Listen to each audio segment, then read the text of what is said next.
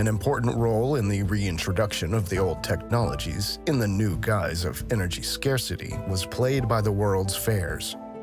From 1851 onwards, countless world exhibitions were held. Today, this tradition still exists in the form of the expos, but in principle, they no longer play a role, since there have been no real technological breakthroughs since the two world wars, with the exception of information technology, which is being deliberately developed to bring the dystopian vision of transhumanism to the world.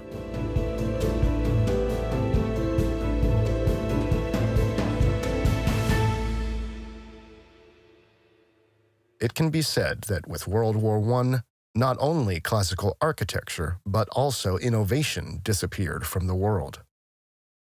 Before industrialization, there was only one form of sophisticated architecture in the world, known today as historicism or revival architecture, because according to the official narrative, virtually all of these buildings were created only in the 19th century, supposedly as a recourse to ancient Greco-Roman architectural trends. Neo-Gothic, Neo-Renaissance, Neo-Baroque, etc. The basic principles of these buildings were always the same and their quality unrivaled.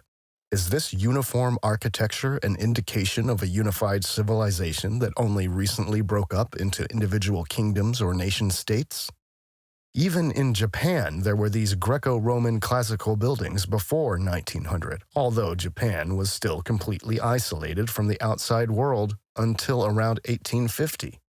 And even after that, after the British had forcibly conquered Japan, it only slowly and hesitantly opened up to the West.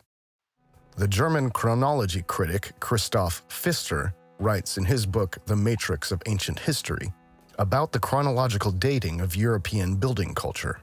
It turned out that today's Occidental building culture, the emergence of today's medieval cities, date back about 300 years before today. Before that, according to today's linguistic usage at the beginning of the 18th century, there was still a culture in Europe that can be called Roman, or rather, late Roman. In a political sense, too, there seems to have been a late Roman Empire. In this, however, the political center of power shifted from Gaul to Germania.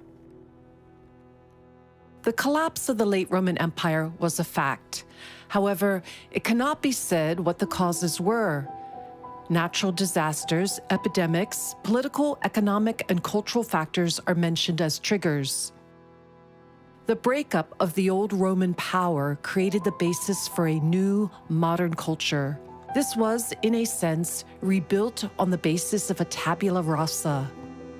There was a turning point of culture with apparently only few connecting points to the former civilization. The cultural dynamic of Europe was expansive towards the outside.